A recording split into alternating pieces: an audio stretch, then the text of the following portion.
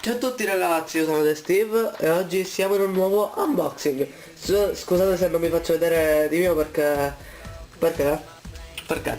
Quindi oggi andremo a unboxare questo fantasticissimo joystick per PS3, stai fermo cameraman. Joystick per PS3, bianco, vabbè il solito DualShock 3, 6 axis, sì, 6 axis. Ok, perfetto, quindi...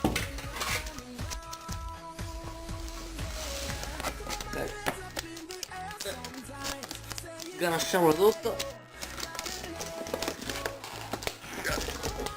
Ok. Mi sono frantumato mezzo pancreas. Però vabbè. Qua. Il tappetino si sta apposta. Ok. Il mio tappetino boxoso. Ah, penso di averla aperto. Sì, ce l'ho fatta. Ce l'ho fatta. Ah, finalmente. Ah, sono mezzo tagliato, ok. Vediamo qua le bellissime scritte informative. Ecco, perfetto.